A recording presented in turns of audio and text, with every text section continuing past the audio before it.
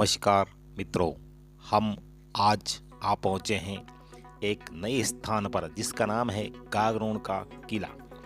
गागरोन का किला झालावाड़ नगर का एक प्रसिद्ध ऐतिहासिक स्थान है। हालांकि यह किला वर्तमान स्वरूप में नहीं है, लेकिन इसका जीर्णोद्धार कराया गया है ताकि यहाँ पर पर्यटक अधिक मात्रा में आए। आज से जब 20 साल पहले मैंने इस किले को देखा था तो यह किला बिल्कुल जर्जर अवस्था में था। इसके शायद दरवाजे ही नज़र आ रहे थे, लेकिन अब इसको पुनः बनवा दिया गया है अच्छी तरह से। यूनेस्को विश्व धरोहर स्थल के रूप में इसको मान्यता मिल चुकी है। यह 3 ओर से आहू और काली सिंध नदी के पानी से घिरा हुआ एक स्थान है। पानी और जंगलों से यह किला बिल्कुल सुरक्षित रहा है। इस किले के अंदर वन है और एक तरफ जल है, तो इसको वन वाला किला और जल दुर्ग की संज्ञा दी जा सकती है। किले के बाहर एक यात्री सूफी संत मिट्ठे शाह महाबली की दरगाह भी है। प्रत्येक वर्ष यहाँ पर मुहर्रम के समय मेला भी लगता है। ये देखिए किस प्रकार से नदी के अंदर जल है। यह एक कमरे का दृश्य है, इसमें आलिए हैं और इस प्रकार की उस समय इमारत हुआ करती थी। यहाँ पर जो है पास में ही एक संत पीपा जी का मठ भी है, जहाँ पर पहले संत रहा करते थे। ये संत पहले राजा थे। इतिहासकारों के अनुसार इस दुर्ग का निर्माण 7वीं सदी से लेकर 14वीं सदी तक चला। डोड राजा बिजल देव ने 12वीं शताब्दी में निर्माण करवाया था। 300 साल तक यह किला खींची राजपूतों के अधीन रहा। सीधी खड़ी चट्टानों पर यह किला बिना नींव के खड़ा हुआ है। यह सबसे बड़ी अद्भुत बात है। किले में 3 परकोटे हैं, जबकि राजस्थान के जितने भी किले हैं उनमें सिर्फ 2 ही परकोटे देखने को मिलते हैं। और इस किले के अंदर जाए तो 2 प्रवेश द्वार आपको नजर आएंगे। ये देखिए किस प्रकार के सुंदर बरामदे हुआ करते थे। यहाँ पर शायद राजा निवास करते थे, राजा रानी। उनके लिए झरोखे हैं, बहुत शानदार हवा वाली खिड़कियाँ हैं। तो हम आगे बढ़े। यह किला वास्तव में एक बहुत ही खड़ी चट्टान वाली पहाड़ी है, उसके ऊपर बना हुआ है। इसका एक दरवाज़ा तो पहाड़ी की तरफ खुलता है और दूसरा दरवाज़ा नदी की तरफ खुलता है। किले के सामने एक गिद्ध खाई है, जिस पर से बैठकर सैनिक आने जाने वाले या शत्रुओं पर नजर रखते थे। यह किला सामरिक दृष्टि से महत्वपूर्ण था। 13वीं शताब्दी में अलाउद्दीन खिलजी ने इस किले पर चढ़ाई करने की कोशिश की थी, लेकिन राजा जैत सिंह खींची ने इसको विफल कर दिया। 1338 से लगभग 1368 तक राजा प्रताप राव ने गागरों पर राज किया और इसे एक समृद्ध रियासत बना दिया। बाद में स्वयं राजा सन्यासी हो गए और फिर संत पीपा जी कहलाए। गुजरात के द्वारका में आज उनके नाम का एक मठ भी है। ये देखिए किले के जो अंदर महल है उसके ऊपर की छत का अद्भुत और सुंदर नज़ारा। शायद इतना अद्भुत और सुंदर और प्राकृतिक नज़ारा बहुत कम जगह देखने को मिलता है। 14वीं सदी के मध्य तक गागरोन का ये जो किला है एक समर्थ रियासत बन चुका था। इसी कारण मालवा के मुस्लिम घुसपैठिए शासकों की नज़र इस पर पड़ गई थी। होशंग शाह ने 1423 में 30,000 सैनिक लेकर यहाँ पर आया और अन्य अमीर राजाओं के साथ मिलकर इस गढ़ को घेर लिया और फिर इसको जीत लिया। तो इस प्रकार से इस किले की बहुत ही सुंदर वास्तुकला है। यह वास्तुकला, हालांकि यहाँ पर कलाकृतियाँ सारी चोरी हो चुकी हैं। यहाँ किसी प्रकार की मूर्तियाँ देखने को नहीं मिलती है, वो भी गायब हो चुकी हैं। किले का जैसे तैसे जीर्णोद्धार करवा के हमने अपने इतिहास को याद करने की संपूर्ण कोशिश की है। सरकार ने इस किले पर बहुत अच्छी तरह से ध्यान दिया है, बहुत अच्छी तरह से यहाँ की साफ सफाई कर रखी है। यहाँ पर आपको सुरक्षा के रूप में पुलिस के जवान तैनात हुए मिलते हैं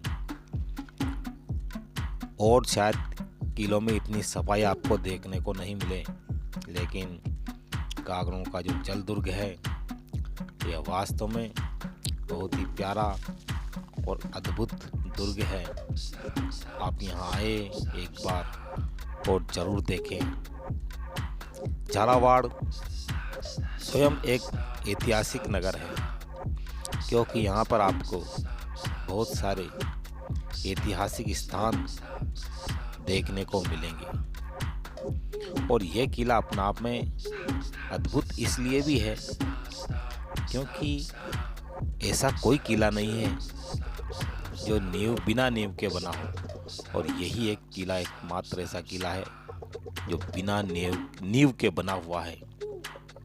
आज भी यहाँ पर ऐसे खड़े पत्थर किले के अंदर बाहर देखे जा सकते हैं। देखिए कितना अच्छा और अद्भुत प्यारा विहंगम दृश्य आपको देखने को मिल रहा है। तो किला बहुत ही प्यारा है। आइए इसके अंदर क्या क्या है ये भी हम बता दें आपको कि ये जो किला है इसमें पहले दुश्मनों को मौत की सज़ा दी जाती थी। किले के अंदर गणेश पोल है, नक्कार खाना है, भैरवी पोल है, किशन पोल है, सिलाई खाना का दरवाज़ा बहुत महत्वपूर्ण है। इसके अलावा इसमें दीवान ए आम, दीवान ए खास, जनाना महल, मधुसूदन मंदिर, हालांकि इस मंदिर में सारी मूर्तियां चोरी हो चुकी है। उसके अलावा है इसमें रंग महल आदि ऐतिहासिक प्यारे परिसर इसके अंदर बने हुए हैं। इस किले के अंदर राजा बिजल देव जो 12वीं शताब्दी के अंदर थे, यहाँ पर लगभग 14 युद्ध हुए थे और 2 जौहर हुए थे। यह उत्तरी भारत का एकमात्र ऐसा किला है जो चारों ओर पानी से घिरा हुआ है। इसी कारण इसको जल दुर्ग भी कहते हैं। और देखिए इतना प्यारा प्रांगण आपको देखने को मिल रहा है जो बहुत ही अच्छा है। यहाँ पर घूमने का आनंद आ जाता है। अब आप देखिए और आनंद लीजिए। ये देखिए यहाँ पर खींची राजाओं का स्थान है, ये जो जर्जर हो चुका है। इस स्थान पर अंदर की साइड जाना अलाउ नहीं है। और ये देखिए पास में बारूद खाना, इसमें बारूद रखा जाता था। ये एक और दरवाज़ा है, तीसरा गेट, शायद लास्ट गेट है ये। और फिर हम आगे बढ़ते हैं जी। गए हमने देखा कि यहाँ पर जल संरक्षण के लिए भी उस समय कोई टेक्निक का इस्तेमाल किया जाता था। वह यही स्थान है, पानी को संचित किया जाता था। हालांकि दरवाजे के बारगोस इत्यादि उखाड़ कर ले जा चुके हैं लोग बाग, और शायद ये फर्श गवर्नमेंट ने अपनी तरफ से करवाया है। किला बहुत ही अद्भुत प्यारा है जर्जर दीवारें इसकी हो चुकी हैं। कुछ निर्माण सरकार की तरफ से किया गया है। किले के अवशेष को देखकर इमारत का निर्माण करने की सरकार ने भरपूर प्रयास किया है। दो नदियों का संगम आप देख सकते हैं, एक आहू नदी है, एक काली सिंध नदी है। चारों ओर हरे भरे खेत, पेड़ पौधे, हरियाली, खुला आसमान, चमकता सूर्य। यह एक और जर्जर इमारत जो उस समय का अवशेष है हमें दिखाई दी है। पुराना खंडर, एकमात्र पुराना खंडर जो बचा हुआ है। कितने प्यारे छोटे छोटे झरोखे इसमें हैं। इसके अंदर जाना मना है क्योंकि यह बिल्कुल जर्जर स्थिति में हो चुका है। हमने आगे जाने की इसमें कोशिश की है। आपको बताते हैं कि देखिए, ये अंदर बड़े बड़े पत्थर, छोटे छोटे पत्थरों से निर्माण था। कुछ गवर्नमेंट की तरफ से इसमें मदद की गई है ताकि इमारत का कुछ अंश दिखाया जा सके। पर्यटक यहाँ पर बहुत आते हैं। दिन भर पर्यटकों का यहाँ पर तांता लगा रहता है।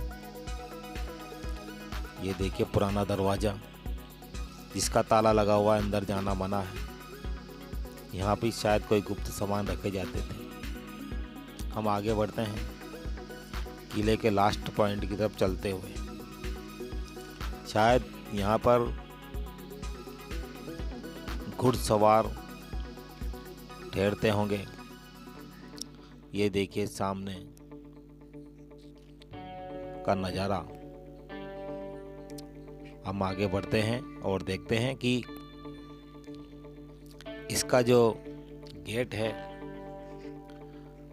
उस गेट से आराम से बाहर का दृश्य देखा जा सकता है, यानी कि किले के अंदर का ही देखा जा सकता है। और ये सामने नदी है, ये है राम बुर्ज।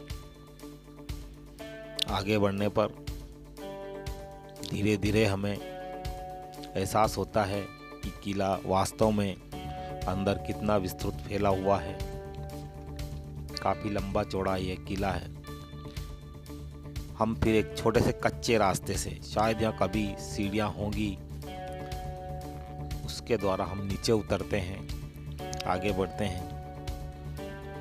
ये पुराना बरगद का पेड़ आज भी कायम है कई सालों से, जो इतिहास की कहानी बताता है।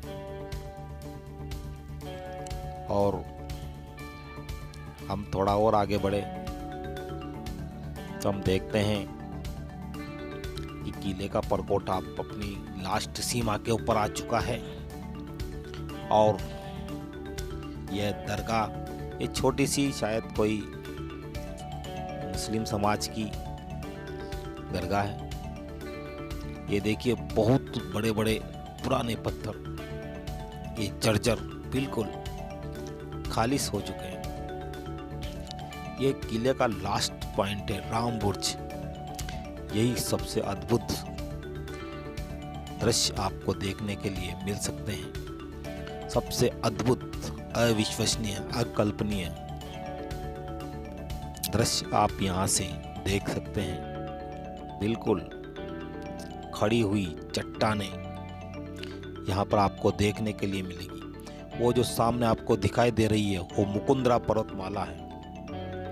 दो नदियों के संगम पर स्थित। एक नदी उस पहाड़ के उधर से आ रही है और एक इधर से। नदी में बहुत बड़ी और विशाल नदी है। ये चंबल के समान ही नदी है ये। यहाँ पर पहले रेलिंग लगी हुई थी, लेकिन अब यहाँ पर परकोटा टाइप बना दिया गया है, क्योंकि रेलिंग से लोग बाग असुरक्षित महसूस करते थे। उसका एडवेंचर अलग होता था। ये देखिए सामने स्थित एक चंगेरी गांव। इस चंगेरी गांव के बारे में कहा जाता है कि यहाँ पर लड़कियां लोग बाग नहीं देते, क्योंकि यहाँ पर पानी लाने के लिए उसको बेचारी को ऊपर नीचे आना जाना पड़ता है। ये बिल्कुल खड़ी हुई चट्टानें, अद्भुत, अविश्वसनीय, अकल्पनीय। इसी खड़ी हुई चट्टानों को तोड़कर एक किला बनाया गया है। अब हम आगे बढ़ते हैं और एक ऐसे स्थान जिसको कहते हैं अंधेरी बावड़ी। आप ज्यों ज्यों नीचे जाते हैं तो आपको तिलस्मी एहसास होने लगता है, एक डर, क्योंकि इतनी तेज धूप के अंदर भी जब हम धीरे धीरे नीचे बढ़ रहे थे तो एक खामोशी हमें नजर आती थी, क्योंकि इस स्थान पर बहुत कम लोग नीचे आते हैं। यह बावड़ी है जो शायद बिल्कुल नदी के तल में खुलती होगी। हम धीरे धीरे आगे बढ़ते हैं और देखते हैं इसके लास्ट पॉइंट को। थोड़ा सा और आगे चलने पर फिर उसमें घुमावदार सीढ़ियाँ आती हैं और धीरे धीरे हम आगे बढ़ते हुए जाते हैं। यहाँ कह रखा है कि लोग भाग जंगली जीवों के डर से शायद यहाँ नहीं आते होंगे, क्योंकि यहाँ सांप, बिच्छू, शायद और भी गोहा इत्यादि जानवर मिल सकते हैं। इसलिए आप आएँ तो 4-5 जने एक साथ आएँ और अंदर जाएं और उस अंधेरी बावड़ी को देख कर आएँ कि उसका रहस्य क्या है। ये शायद अंधेरी बावड़ी पता नहीं पानी के लिए यूज होती थी या फिर लोगों को मारकर डालने के लिए प्रयोग में की जाती थी, इसका भी मुझे पता नहीं है। लेकिन देखिए हम आगे बढ़ते हैं और आगे बढ़ते हैं तो ऐसा लगता है जैसे हम पाताल में जा रहे हों। पाताल जैसा दृश्य हमें नज़र आता है। और ये देखिए अंधेरी बावड़ी का लास्ट पॉइंट जहाँ तक हमने पहुँचने का साहस किया है, लेकिन हम इसके अंदर नहीं जा सकते क्योंकि ये एक डर सा पैदा करती है। अब आप देखिए अंधेरी बावड़ी का चारों तरफ की दीवारें। हम पुनः आगे बढ़ते हैं वापस अंधेरी बावड़ी से ऊपर आने के बाद। ये देखिए पास में कोई शायद छतरी है और ये छतरी जौहर व्रत करने वाली महिलाओं के जौहर कुंड के पास में स्थित है। आगे बढ़ते हैं। ये देखिए उस समय का बिल्कुल प्राचीन खंडर हुआ शायद इमारत का भग्नावशेष है। ये देखिए बहुत ही अद्भुत रहा होगा उस समय। आगे बढ़ते हैं। अब हम देखते हैं कि आगे भी और इमारतें बनी हुई है यहाँ पर। इन इमारतों में रानियाँ रहती थी। उस समय की जैसी कलाकारी थी वह तो आज यहाँ नहीं है, किंतु ये लास्ट और एकमात्र कलाकृति हमें दिखाई दी है इस किले के अंदर। बाकी कोई कलाकृति नहीं है। अब आप आनंद उठाइए। अगर आपको मेरा वीडियो अच्छा लगा तो लाइक शेयर ज़रूर कर देना। आप सबको मेरा बहुत बहुत धन्यवाद।